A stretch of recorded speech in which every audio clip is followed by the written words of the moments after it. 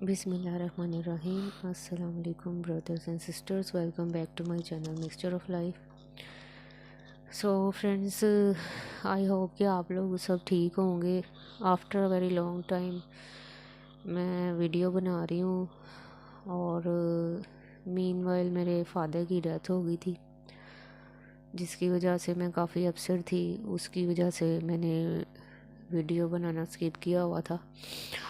تو پلیز آپ لوگ میرے فادر کے لیے دعا کیجیے گا کہ اللہ ان کا آگے کا سفر آسان کرے اور انہیں جنت الفردوس میں جگہ دے.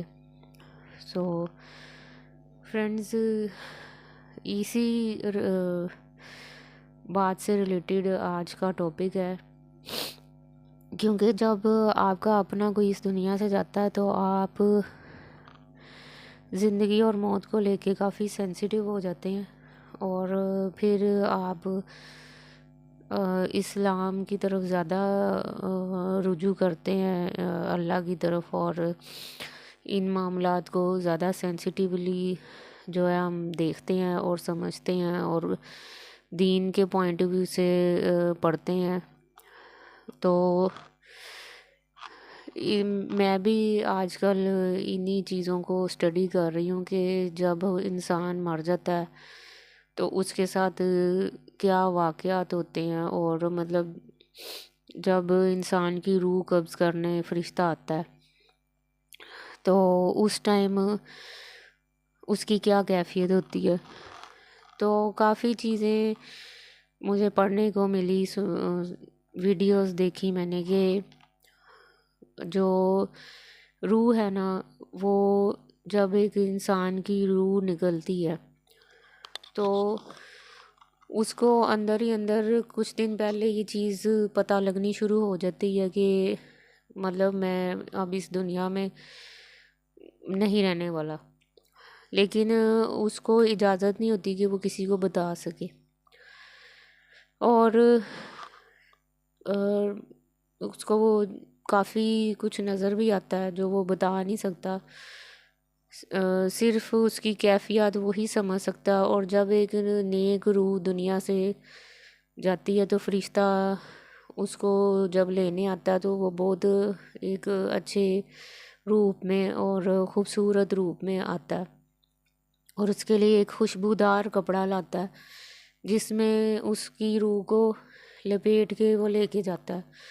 اور جو نیک انسان ہوتا ہے اس کی روح جب نکلتی ہے، جب فرشتہ اس کو کہتا ہے کہ اپنے رب سے ملنے کے لیے چل، تو جو نیک بندہ ہے وہ اس کی جو روح ہے وہ فٹافٹ جسم کو چھوڑ دیتی ہے، کیونکہ مومن کی جو روح ہے وہ تو آگے ہی طلبگار ہوتی ہے کہ وہ اپنے رب سے ملے.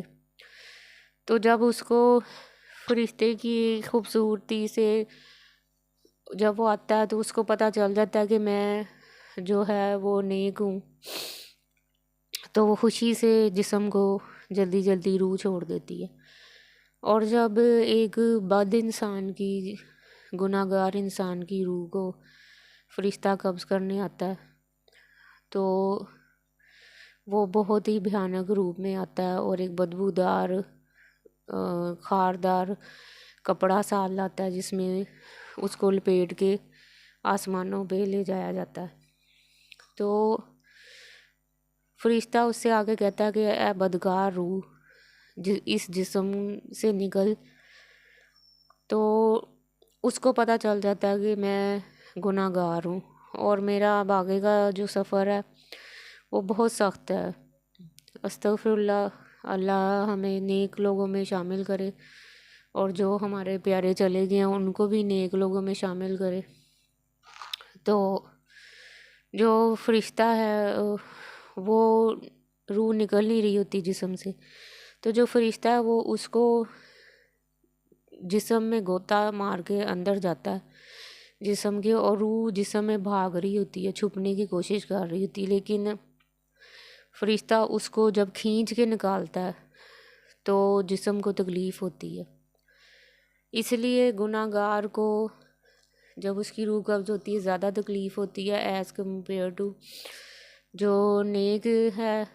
اس کو اتنی تکلیف نہیں ہوتی۔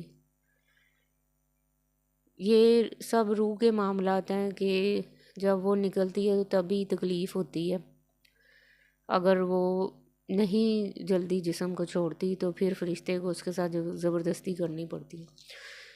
تو فرینڈز، جب میں نے یہ سب کچھ سنا تو میری کیفیت بڑی سیڈ بھی تھی، اور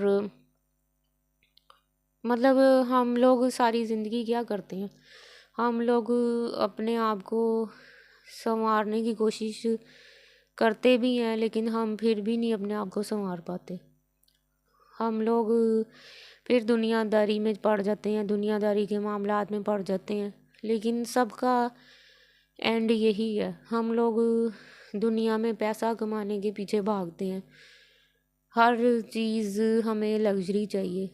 ہم آج کل کے دور میں تو یہ چیز زیادہ ہو گئی ہے کہ ہمیں ہر چیز لگژری چاہیے۔ ہم لوگوں کو کوئی فرق پڑتا ہی نہیں ہے کہ کب ہم نے مر جانا ہے، کب ہماری سانسیں ختم ہو جانی ہے۔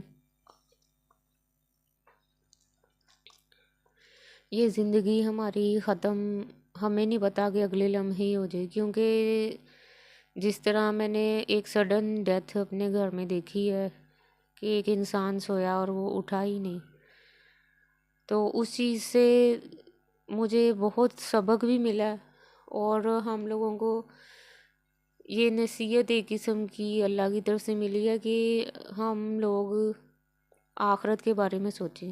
ہم سب لوگ آخرت کے بارے میں سوچیں کہ آج ہم سوئے ہیں، ہم نے صبح اٹھنا ہے نہیں اٹھنا ہمیں نہیں پتہ، لیکن اگر ہم رات کو نماز پڑھ کے اللہ کے ہاں اپنی بخشش کر کے سوئیں تو ہماری آنکھ جنت میں بھی کھل سکتی ہے، اگر ہم گناہ کر کے سوئیں تو ہماری آنکھ دوزخ میں بھی کھل سکتی ہے۔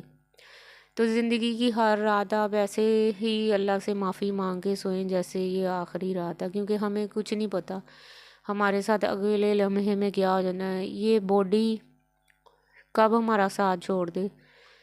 ابھی ہم بیٹھے ہوئے ہیں، میں آپ کے سامنے ٹھیک بیٹھی ہوں، ایک دم سے مجھے کچھ ہو جائے، مجھے نہیں پتہ، آپ لوگوں کو کچھ ہو جائے، کچھ نہیں پتہ، لیکن ہم لوگ کیا کر رہے ہیں، ہمیں بس ہوتا ہے اچھا کل اٹھنا ہے، یہ پلاننگ ہے ہماری، اور یہ چیزیں ہم نے کرنی ہیں، پیسہ کمانا ہے، گھر بنانا ہے، جائیدادیں بنانی ہیں۔ ٹھیک ہے، آپ لوگ پیسہ ہمیں کمانا چاہیے اتنا جتنا ہماری ضرورت ہے، اور لیکن ہم لوگ ایکسٹرا کی چاہت میں ہیں، ایکسٹرا کمانا چاہتے ہیں، ایکسٹرا لگژری لائف چاہتے ہیں۔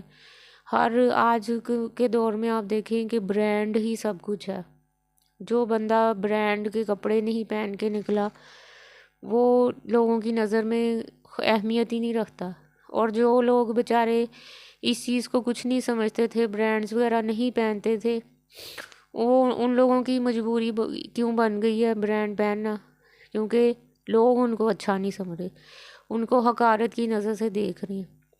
مجھے ان لوگوں سے سوال کرنا ہے، کیا کفن کا بھی کوئی برانڈ ہوتا ہے؟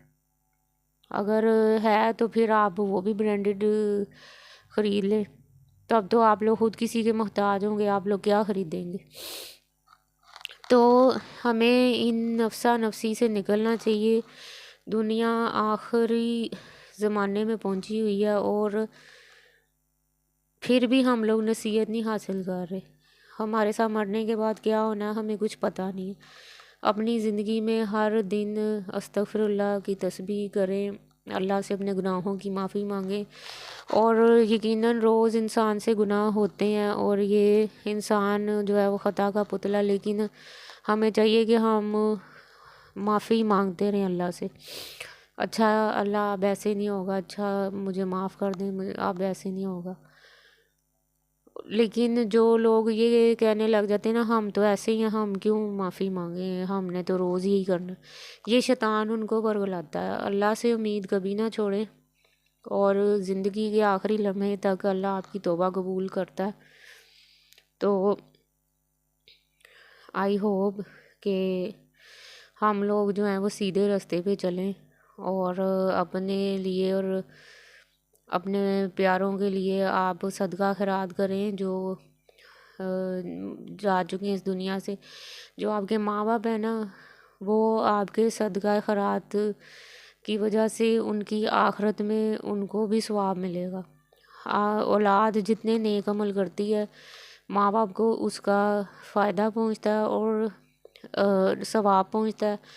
اور ان کے لیے ہم کوئی صدقہ ایسا کر دیں، جیسے مسجد میں پنکھا لگوا دیں، کوئی سبیل لگوا دیں پانی کی، کوئی ایسی چیز ہم کر دیں جو نیک عمل میں استعمال ہوتی ہو، تو اس کا ثواب ان کو تا قیامت ملتا رہے گا.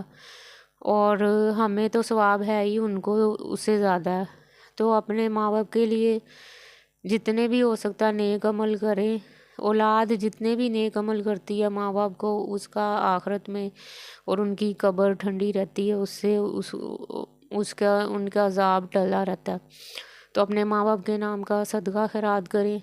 اور جو بھی آپ اپنی زندگی میں ذکر اذکار کرتے ہیں، قرآن پڑھتے ہیں، نماز پڑھتے ہیں، جتنا ثواب آپ کو ہے اتنا ہی آپ کے ماں باپ کو ہے. لیکن ایک بات میں اس میں اور ایڈ کروں کہ جو ہم یہ ختم درود دلاتے ہیں کہ 7واں 10واں 40واں، یہ سب ہمارے اسلام میں کوئی اس کا کنسیپٹ نہیں ہے.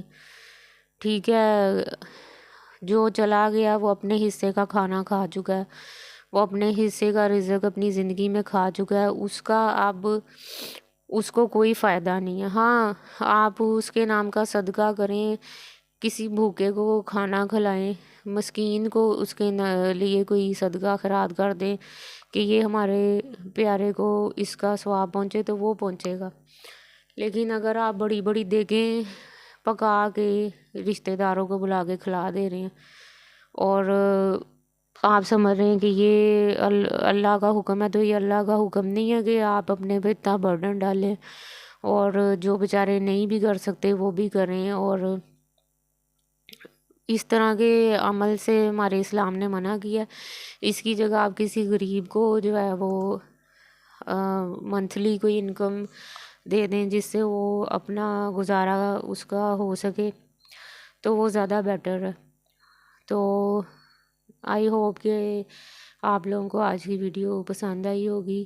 اور اپنے لیے بھی دعا کیجیے گا اور میرے لیے بھی کیجیے گا. اللہ ہم سب کو سیدھے رستے پہ چلنے کی توفیق دے. I hope you like my today's video. So ملتے ہیں نیکسٹ ویڈیو میں. ٹل دین اللہ حافظ.